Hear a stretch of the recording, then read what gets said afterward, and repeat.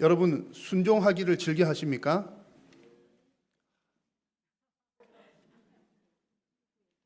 제가 볼 때 우리 이병구 장로님이 최고십니다. 맨 앞줄에 앉으셔가지고 아멘도 제일 크시고. 여러분 순종하기를 즐겨 하십니까? 네, 감사합니다.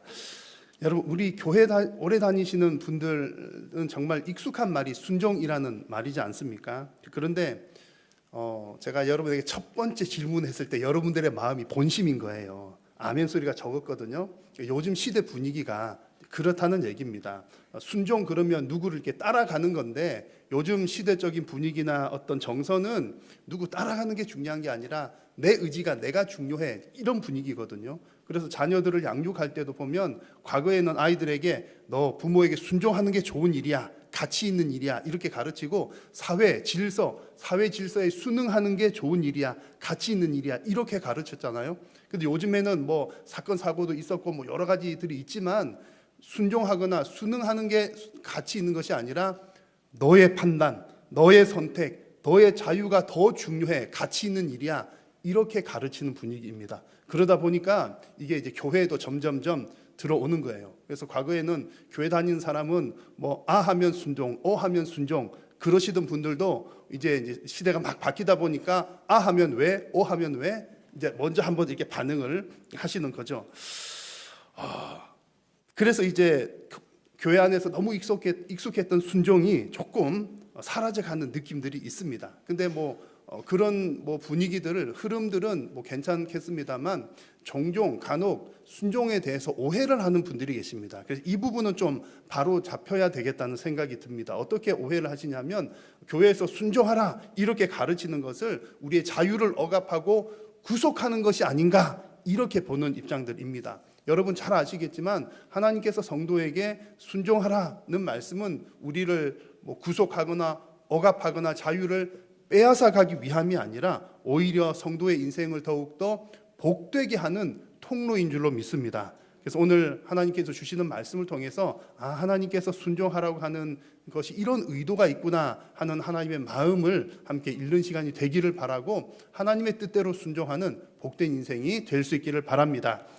자, 오늘 읽은 성경의 내용은 예수님께서 제자들을 부르시는, 특별히 이제 어부의 일을 하는 사람, 물고기 잡는 사람들을 부르시는 장면입니다. 이게 제자로 부르는 장면인데, 여러분 제자라는 단어를 들으면 느낌이 어떤 느낌이 드십니까? 1번 부담스럽다, 2번 부담스럽다. 아마 1번 아니면 2번 중에 하나 있을 것 같습니다. 물론 이제 아마 어떤 분들은 그래 나는 예수님의 제자야 그러면서 제자 그러면 뿌듯한 마음이 올라오는 분들도 계시겠지만, 아마 대부분은 제자 그러면 부담스러우실 것 같아요. 왜냐하면 예수님의 제자들이 어떤 일을 했는지를 보면 보통 일이 아니거든요. 예수님의 제자들은 오늘 설교하기 전에 여러분 내용은 다 알고 계시잖아요. 자기의 생업을 다 내려놓고 예수님을 따랐던 사람들입니다. 쉽게 말하면 다니던 직장 다 그만두고 하던 사업 다 접고 예수님 따라다녔다, 그런 얘기입니다. 보통 일이 아니죠. 뿐만 아니라 대부분의 제자들은, 이 12제자들은 신앙적인 이유 때문에 순교를 당했던, 목숨을 잃었던 사람들입니다. 오늘 본문에 나오는 사람 중에서도 세베대의 아들 야고보 같은 경우에는 첫 번째 순교자, 헤롯 왕에게 목숨을 잃은 첫 번째 순교자였고, 시몬 베드로 같은 경우도 나중에 로마에서 네로 황제 때 십자가에 거꾸로 매달려서 순교를 당했다, 이렇게 전해져 옵니다. 그러니까 예수님 제자가 되면 이거 보통 일이 아니구나, 그러니까 부담스러운 거죠. 제자라고 하는 이런 역할만 해도 참 부담스러운데, 나 자신을 돌아보면 그 부담감이 더 커지는 겁니다. 아니, 믿음이 좋은 사람, 대단한 사람들은 이런 일 정도 할 수 있겠지만, 나 자신을 보면 나는 보통 사람인데, 나는 그럴 만한 믿음도 없는 것 같은데, 자격도 없는 것 같은데, 나는 제자라니 나하고는 거리가 먼 얘기야, 이런 생각이 들만 합니다. 자, 여러분들께 한번 질문을 드릴게요. 이렇게 어려운 제자의 길, 우리 성도들은 반드시 가야 됩니까? 모두가 다 제자가 되어야 합니까? 아니면 안 되어도 괜찮습니까? 믿음이 좋으십니다. 아멘입니다. 모두가 다 되어야 합니다라고 대답하신 분이 6분 정도 계셨던 것 같아요. 자, 이 질문에 대한 제자는 정말 모든 예수 믿는 사람 모두가 다 제자가 되어야 하는 건가? 아니면 그렇지 않은가? 이 질문에 대한 반가운 대답과 여전히 부담스러운 대답을 여러분에게 한번 드리겠습니다. 먼저 반가운 대답은요. 다행스럽게도 예수님의 12제자는 몇 명이었죠? 12명밖에 없었던 거예요. 그러니까 그렇게 빡세게 훈련했던 사람이 엄청 많지는 않았구나. 그러니까 예수님께서 모든 사람을 이 12제자처럼 이렇게 양육하진 않으셨구나 하는 게 우리에게는 좀 안도의 한숨이 됩니다. 시간과 환경의 제약상 여러 가지 어려움들이 있었겠지만 여튼 예수님의 제자라고 하는 그 라인업들을 쭉 보면 좀 몇 가지 단계들이 있었던 것 같아요. 그래서 제일 먼저는 가장 가까이에서 또 생활하고 먹고 마시고 자고 함께 했던 12명의 제자가 있었는가 하면 또 성경 보니까 예수님께서 이렇게 둘씩 짝지어 보내셨던 70인 제자 그룹도 있었습니다. 그리고 마태복음 말씀을 보면 예수님께서 말씀을 마치고 올 때에 이제 예수님을 믿고 따르는 수많은 무리라고 하는 표현들도 있습니다. 이것이 어떤 단계다라고 하기보다는 12그룹에 속한 사람도 있었고 70인 그룹도 있었고 또 수많은 무리들도 있었구나 그런 얘기입니다. 이 얘기는 무슨 얘기냐면 12제자 안에 꼭 들지는 않더라도 하나님의 백성은 백성이로구나 그런 뜻이 되는 거죠. 그러니까 참 다행입니다. 그래 나는 12명 안에 안 든 게 천만다행이야. 그래도 나는 하나님의 백성이고 천국 백성이니 참 다행이로구나. 아마 그런 안도의 한숨을 쉬실지도 모르겠습니다. 하지만 오늘 말씀을 보시면 여전히 사실은 우리에게 제자라고 하는 말은 부담스러운 얘기입니다. 왜냐하면 예수님은 여전히 지금도 여러분 모두를 향해서 제자로 부르고 계시기 때문입니다. 오늘 말씀의 16절을 보시면 예수님께서 누구를 제자로 불러드리는지를 보십시오. 예수님의 제자가 되는 대상자들은 대단한 학식을 가지거나 대단한 능력을 가진 사람이 아니라 보통의 사람이었습니다. 누구들이었죠? 그들을 불렀는데 그들은 뭐 하는 사람? 어부, 물고기 잡는 어부였더라 그랬습니다. 예수님은 어부들을 지금 제자로 부르고 계십니다. 당시에 어부라고 하는 이 직업은 그냥 먹고 살만한 아주 나쁘지 않은 그냥 그나마 안정적인 직업군에 속한 일이었지만 여튼 보통의 사람들이었다라는 얘기입니다. 아주 특별하거나 큰 능력이 필요하거나 그런 게 아니라 그저 가업을 이어서 우리 할아버지도 물고기 잡으셨고 아버지도 물고기 잡으셨고 나도 어릴 때부터 물고기 잡는 거 보고 배우다 하다 보니 그냥 이렇게 해서 먹고 안정적으로 살아가는 사람들, 보통의 사람들이었다는 얘기입니다. 예수님께서 어부를 제자로 부르셨다는 말은 특별한 사람이 아니라 보통의 사람들을 부르셨다는 얘기죠. 여러분, 예수님을 믿고 따르는 일은 성적순이거나 재물순이거나 건강순이 아니라는 얘기입니다. 심지어 예수님을 믿고 따르는 일은 능력순도 아니라는 겁니다. 그러면 무슨 순일까요? 예수님의 제자가 되는 순서는 예수님께서 우리를 부르시는 순서입니다. 하나님께서 부르시는 순서입니다. 능력에 따라 뭐에 따라 부르시는 것이 아니라 우리가 알 수 없는 하나님의 뜻을 따라 부르실 때에 우리는 구경꾼이 아니라 하나님께서 맡겨주신 일을 따라 하는 겁니다. 여러분 다시 한번 말씀드립니다. 제자는 능력순이 아니라 부르시는 순서입니다. 그러므로 우리 성도들은요, 내가 부담스럽고 안 부담스럽고는 둘째의 일이고 하나님께서 나를 부르시는지 아니하시는지 혹은 어떤 일로 부르시는지를 늘 귀를 기울이고 있어야 합니다. 하나님께서 여러분을 부르실 때 아멘으로 화답하시기를 축복합니다. 아멘입니다. 참 부담스러운 일이죠. 부담스러운 일이긴 한데 그래도 우리가 하나님 부르실 때 아멘하면 놀라운 일이 일어납니다. 오늘 성경에서 그 부분들 한번 발견해 볼 텐데요. 오늘 읽은 본문은 마가복음을 읽었습니다. 근데 마가복음 내용은 너무 짧게 기술이 되어 있어요. 예수님께서 그 어부들을 부르시니 그들이 그물도 다 내버려 두고 따라갔더라. 이 내용밖에 없습니다. 부르시니 따라갔더라. 이것만 보면 잘 이해가 안 돼요. 아니 아무리 그래도 그러지 한 번 부르셨다고 그물 다 내버려 두고, 그물을 내버려 뒀단 말은 다니던 직장 그만두고 하던 사업 다 그만두고 예수님 따랐다 그런 얘기거든요. 쉬운 일 아니잖아요. 내 부모님이 있고 형제 자매 가족이 있는데 다 내버려 두고 예수님 따랐더라, 보통 일 아니거든요. 근데 마가복음에는 부르시니 따랐더라 이렇게 되어 있습니다. 이것만 보면 잘 이해가 되지 않는데 누가복음 본문을 한번 살펴보려고 합니다. 같은 내용을 다룬 누가복음을 보면 조금 더 자세하게 기록을 하고 있어서 당시의 분위기를 더 정확하게 알 수가 있습니다. 누가복음을 보면 예수님께서 베드로를 부르시기 전에 이미 예수님께서 사람들에게 하나님 나라를 가르치고 계셨습니다. 예수님은 베드로의 배를 빌려서 배 위에서 해변가에 있는 사람들 가르치시고, 베드로는 해변가에서 그물을 정리를 하고 있는 그런 상황이었습니다. 밤새 물고기 허탕치고 와서 물고기는 못 잡았는데 이제 마무리하고 들어가려고 그물을 손질하고 있는 그런 시간이었죠. 그때 말씀을 예수님께서 가르치는 말씀을 마치신 후에 베드로에게 이런 얘기합니다. 말씀을 마치시고 시몬에게 이르시되, 잘 아는 내용이죠. 어디로 가서? 깊은 데로 가서 그물을 내려 고기를 잡으라, 이런 얘기를 하시는 거예요. 깊은 데로 가서 고기를 잡으라. 근데 여러분, 이것도 이해가 잘 안 되죠. 성경은 이해가 안 되는 게 많습니다. 그런데 알고 보면 놀라운 일이죠.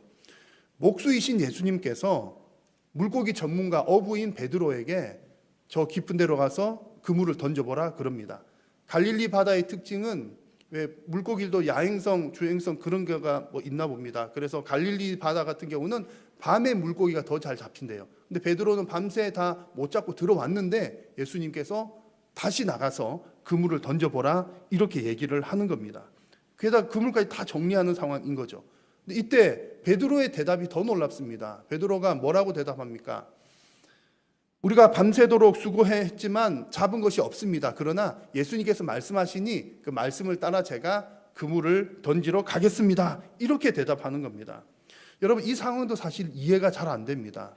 물고기 잡는 전문가인 베드로인데 목수인 예수님이 저기 한번 던져봐 했다고 한번 던져보겠습니다 하는 상황이 사실은 이해가 잘 안 되는 거죠. 그런데 지금 그 앞에 상황들을 잘 살펴보면 그래서 베드로가 이렇게 움직였구나 하는 것을 알 수가 있습니다. 지금 베드로에게 예수님 말씀하시기 전에 예수님이 뭐 하고 계셨다고 했죠? 사람들에게 하나님 나라를 가르치고 계셨습니다. 그러니까 하나님 말씀을 가르치셨다는 거죠. 베드로는 아마도 이렇게 그물을 손질하면서 예수님께서 하시는 말씀을 들었던 겁니다. 그 말씀이 베드로에게 감동을 주었을 거고, 뭐 큰 믿음까지는 아닐지 모르지만 예수님 말씀 들으면서 저분이 가르치시는 것이 보통이 아니로구나, 뭔가가 있구나, 하나님 나라, 그래 어쩌면 구약 선지자들이 예언했던 그 메시아가 저분일지도 모르겠어, 그런 작은 믿음이 베드로 가운데 생겼을 겁니다. 그러니까 어느 정도 지금 마음이 열린 상태였다는 거죠. 그래서 평소 자신의 경험에 의하면 내가 경험적으로 볼 때는 지금 그물 던질 때가 아니지만 범상치 않나 보이는 저분이 한번 던지라고 해보니까 그래 뭐 한번 어찌 될지 모르지만 한번 해보기나 해보자, 대단한 믿음으로 순종한 것이 아니라 일단 한번 해보자, 일단 한번 순종을 하는 그런 상황인 겁니다. 그랬더니 어떤 일이 일어납니까?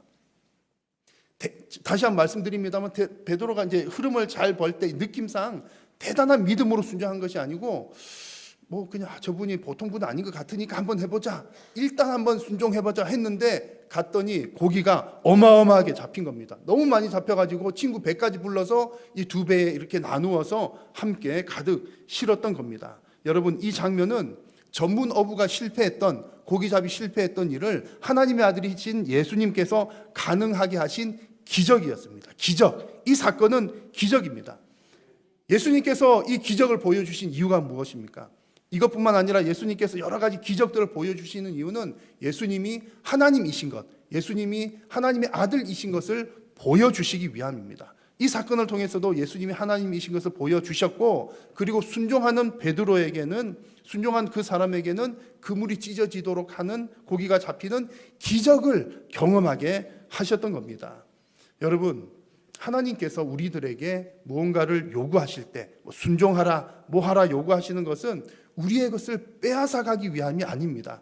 하나님이 뭐 필요하시니까 너희들 시간도 내, 물질도 내, 너희들 이런 일도 해, 저런 일도 해, 순종을 요구하시는 것이 아니라 오히려 하나님께서 우리에게 순종을 요구하시는 것은 풍성하게 채우시기 위함인 줄로 믿습니다.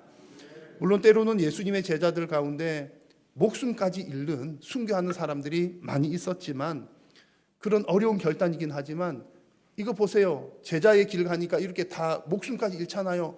그렇게 보일지도 모르지만 작게 보면 개인적으로 보면 그러하지만 그들의 순교의 결과로 오히려 수많은 사람들이 복음을 받아들이게 되는 또 풍성한 열매를 맺게 하신 것이요, 또 그들에게는, 순교자에게는 놀라운 영광이 있는 것입니다. 그래서 여러분, 하나님께서 성도에게 어떤 헌신과 결단, 순종을 요구하실 때는, 그때는 나는 이해가 되지 않을 수도 있습니다. 때로는 하나님 이렇게 힘든데 왜 나에게 그것까지 요구하십니까? 힘들 수도 있지만 일단 순종을 해보면 하나님의 기적을 경험하게 됩니다. 여러분, 다시 한번 말씀드리지만 순종은 하나님께서 우리에게 무거운 짐을 지워주시는 것이 아니라 순종은 성도에게 주신 은혜의 통로요, 축복의 통로인 줄로 믿습니다. 만일 우리가 순종하지 않으면 누가 손해를 볼까요? 우리가 순종하지 않는다고 해서 하나님께서 손해보시는 것은 전혀 없습니다. 만약 뭘 해야 되는데 하나님께서 우리에게 순종해라 했는데 우리가 안 했어요? 그러면 하나님은 돌들을 통해서도 무엇을 통해서도 하나님의 일들을 이루어 나가십니다. 성도가 순종하면요, 그 일이 우리에게 복된 일이 되는 겁니다. 하나님의 역사의 현장에 있기 때문이죠. 출애굽할 때 홍해 갈라지는 사건 아시죠? 그 사건 한번 떠올려 보십시오. 홍해가 갈라졌다는 것은 대단한 기적입니다. 앞에 이렇게 이스라엘 백성들이 애굽에서 나와서 쭉 가는데 앞에는 이제 바다가 막혀 있습니다. 더 이상 갈 곳이 없고 뒤에는 애굽의 군대가 말 타고 병거 타고 금방 막 쫓아옵니다. 그런 상황에서 하나님께서 모세에게 말씀하시죠. 지팡이를 들어서 홍해를 향해 너의 팔을 들어라.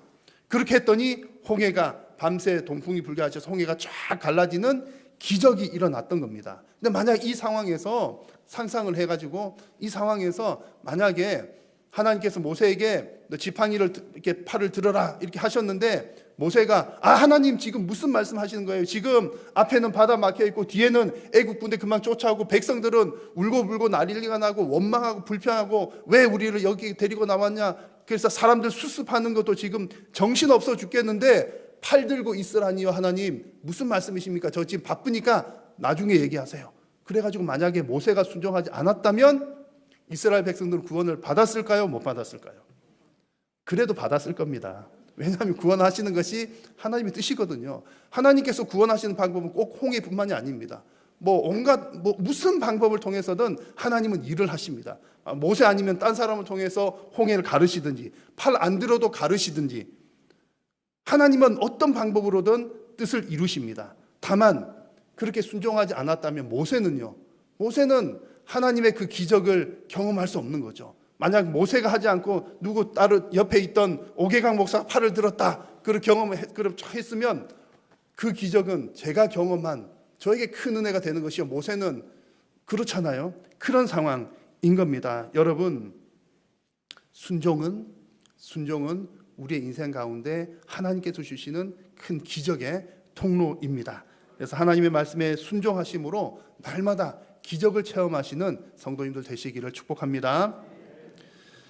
지금 예수님께서 베드로에게 이제 물고기 잡는 기적을 주셨잖아요. 물고기를 한가득 잡는 것만 해도 대단한 기적이긴 한데 사실 더 중요한 기적이 있습니다. 이제 그 얘기를 드리려고 하는 겁니다. 더 큰 기적, 더 중요한 기적은 베드로의 마음이, 심령이 변화되는 사건이었습니다. 아마 여러분 이거 다 공감을 하실 텐데 환경의 변화가 중요합니까? 마음의 변화가 중요합니까? 마음의 변화가 더 중요합니다. 쉬운 예로 이제 공부하는 자녀를 둔 부모님들은 다 내 자식들 공부 잘 하기를 원하잖아요. 근데 애들이 공부를 잘 하려면 제일 중요한 게 뭡니까? 공부하려고 하는 마음이 있어야 되는 거예요. 그래서 동기부여가 중요한 겁니다. 좋은 책상도 필요하고 좋은 학원도 필요하지만 공부할 마음이 전혀 없으면 좋은 학원, 좋은 책상, 좋은 볼펜 다 무용지물이죠. 하지만 공부할 마음만 충만하게 있으면 책상이 없으면 바닥에 엎드려 공부하고 학원이 없으면 독학하고 볼펜 없으면 연필 쓰고 연필 없으면 옛날에 숯 해서라도 이렇게 쓰고 그것도 없으면 흙바닥에 해서라도 여러분 지금 우리 어르신들 중에 그렇게 공부하시고 그렇게 하셔서 자수성가하신 분들이 얼마나 많이 있습니까? 마음이 더 중요하다는 얘기죠. 그리고 마음이 변화되는 게 더 큰 복이라는 얘기입니다. 신앙생활에서도 마찬가지입니다. 환경의 변화보다 심령의 변화가 더 큰 기적이요, 더 큰 복입니다. 그래서 그런 의미에서 볼 때 지금 베드로가 그물이 찢어지도록 물고기 많이 잡은 것, 이것도 참 놀라운 기적이긴 하지만 사실은 이것은 작은 기적에 불과한 것이고, 더 큰 기적은 시몬 베드로의 마음이 변화된 사건이었습니다. 어떻게 변화되는지 한번 보실까요? 물고기에 가득 잡히는 광경을 보고 난 다음에 베드로가 예수님 앞에 보인 반응입니다. 같이 한번 읽어보겠습니다. 시몬 베드로가 이를 보고 예수의 무릎 아래에 엎드려 이르되 주여 나를 떠나소서 나는 죄인이로소이다 하니 아멘. 여러분, 이 내용도 잘 알고 계실 겁니다. 그런데 지금 요즘 말로 갑자기 분위기가 이렇게 되는 거예요. 갑자기, 아니 이거 뭐야, 지금 이게 분위기가 좀 다른 얘기를 지금 베드로가 하고 있는 겁니다. 지금 상상을 해 보십시오. 물고기 많이 잡혔습니다. 배가 막 이렇게 입에 양쪽 배 다 가득 실었어요. 그러면 베드로가 뭐 해야 되겠습니까? 얼씨구나 동시도 춤을 춰야죠. 춤을 추고, 아 오늘 이렇게 고기 많이 잡았으니까 오늘 횡재했구나, 복 받았구나, 한 일주일 일 안 해도 되겠구나, 뭐 어쨌든 기뻐해야 될 그런 상황입니다. 그런데 지금 베드로의 반응은요, 아마 펑펑 울었을 것 같아요. 펑펑 울면서 예수님 앞에 엎드려가지고, 예수님 저를 떠나십시오, 저는 죄인입니다. 왜 갑작스럽게 이런 반응을 보입니까? 베드로의 마음이 은혜 받았다는 얘기고 마음이 변화가 되었다는 얘기입니다.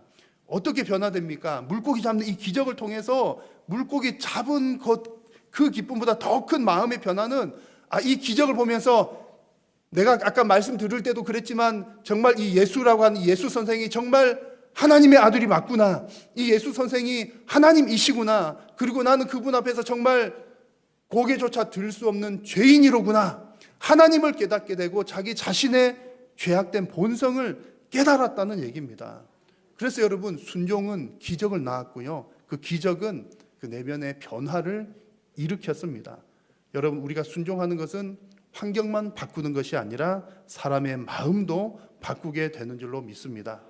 그래서 하나님께서 우리 성도들에게 기적을 보여주시는 이유가 바로 여기에 있습니다. 너희들 환경 바뀐 것만 기뻐할 것이 아니라, 또 환경 바뀐 것만 바라볼 것이 아니라 너희의 마음이 바뀐 것 기뻐하고 마음이 변화되는 것을 기대하라는 그런 말씀입니다. 여러분, 하나님께서 여러분의 인생 가운데 어떤 기적을 보여주셨습니까? 제가 생각할 때 정말 예수님 믿는 사람이라면 최소한 못해도 인생에 몇 손가락 몇 번 이상은 기적을 체험하셨을 가능성이 99%입니다. 뭐 이 기적이라고 하는 게 뭐 홍해 짠 갈라지고 뭐 내가 죽을 병에 걸렸다가 살아나고 이 정도까지 아니지만, 그런 분들도 많이 계시기도 하고요. 그 정도는 아니다 하더라도 내가 생각할 때 이거 안 될 일인데, 불가능한 일인데 이 일이 어떻게 됐지? 이거 분명히 이거 안 될 사건인데, 하나님께서 도와주셨구나. 여러분, 그런 경험들 다 있으시죠? 인생에 예수님 믿는 사람들은 거의 99.9%라고 해도 과언이 아닙니다. 적어도 인생에 몇 번 이상은 하나님 살아계시구나, 지금 내 인생에 이렇게 개입해 주셨구나, 경험들이 있으실 겁니다. 그것이 바로 기적인 거죠. 여러분들에게 그런 기적이 있으셨을 때 여러분, 그 다음 여러분 어떤 변화가 있었습니까? 하나님께서는 성도가 순종할 때 기적을 보여주시는데, 그 기적을 통해서 환경만 바뀌기를 원하시는 것이 아니라 여러분들의 심령이 변화되기를 원하시는 분이십니다. 왜냐하면 환경 바뀌는 것은 오래 못 가거든요. 좋아진 환경도 조금만 지나면 감동이 사라집니다. 그리고 변화된 환경도 조금만 지나면 익숙해져 가지고 전에 어떤 거였지 구분이 안 갑니다. 그러나 심령이 변화되고 내 마음이 변화되면 어떤 환경, 어떤 형편 가운데서도 범사에 감사하고 항상 기뻐하는 인생으로 변화가 되는 것입니다. 그래서 여러분의 인생이 순종이 기적을 낳고 기적이 여러분들의 심령을 변화시키는 그런 복된 인생들이 되시기를 주님의 이름으로 축복합니다. 지금 누가복음에 나오는 사건들을 좀 말씀을 드렸고요. 다시 마가복음으로 이제 돌아가겠습니다. 누가복음의 말씀을 살펴보니까 오늘 이제 마가복음에서 짧게 기록된 것, 예수님께서 부르시니 따라갔더라, 따라가게 된 이유들을 우리가 이제 조금 알게 된 겁니다. 오늘 말씀의 18절을 보시면 예수님께서 베드로와 안드레에게 나를 따라오라 하셨을 때 그들이 다 그물을 버려두고 따랐다고 했습니다. 20절 말씀을 보면 야고보와 요한을 부를 때에도 그들은 이제 아버지까지도 다 내버려두고 가족 내버려두고 예수님을 따라갑니다. 내 직장 다 버려두고 내 사업 다 접어주고 심지어 가족까지 그냥 내버려두고 예수님 따라갔다. 보통 일이 아닙니다. 따라오라 하니까 따라가긴 따라간 건데 보통 순종이 아니라 아주 큰 순종을 하게 된 거죠. 근데 이 큰 순종이 그냥 뭐 대충 어쩌다가 일어난 것이 아니라 누가복음 본문에서 살펴본 것처럼 예수님의 말씀을 듣고 작은 순종을 했더니 기적을 경험하고 그것이 더 큰 순종을 낳는 그런 과정을 통해서, 그런 심령의 변화를 통해서 상상할 수 없는 큰 순종까지 가게 되었던 겁니다. 여러분, 그물을 던지라 했을 때 그물 던지는 것에 대한 순종은요, 작은 순종입니다. 그런데 그 작은 순종이 내 인생을 다 주님 앞에 던져 놓을 만한 큰 순종으로 이어졌습니다. 여러분, 작은 순종이 큰 순종을 낳는 줄로 믿습니다. 오늘 이 말씀을 보면서 제가 우리 성도님들에게, 자, 여러분의 인생을 하나님께 던지십시오. 아멘 하신 분 짱이십니다. 라고 저는 사실은 얘기를 안 하고 싶기도 하고 해봐야 별로 소용도 없을 것 같기도 해요. 왜냐하면 여러분 지금 직장 그만두십시오, 뭐 가족 내버리고 가십시오, 제가 그 다음에 어떻게 책임지려고요? 보통 일이 아니라는 얘기거든요. 그래서 뭐 직장 이런 걸 떠나서 하나님 앞에 우리가 대단한 순종하는 것은 사실 저도 자신이 없기 때문에 여러분 꼭 그렇게 하십시오 이렇게 말씀드리기가 곤란합니다. 그러나 오늘 말씀처럼 하나님 앞에 여러분 작은 순종하십시오, 저기 가서 그물 내리십시오, 저기서 그물 내리십시오, 이것을 얼마든지 말씀을 드릴 수 있는 겁니다. 왜냐하면 하나님이 어떤 분인지 알고 예수님이 어떤 분인지 안다면 이 정도 작은 순종은 여러분 그렇게 어렵지 않기 때문입니다. 그러나 여러분, 이 작은 순종이 얼마나 중요한지, 이렇게 성도가 작은 순종을 할 때에 성령 하나님께서 그 순종을 큰 순종으로 변화시켜 줍니다.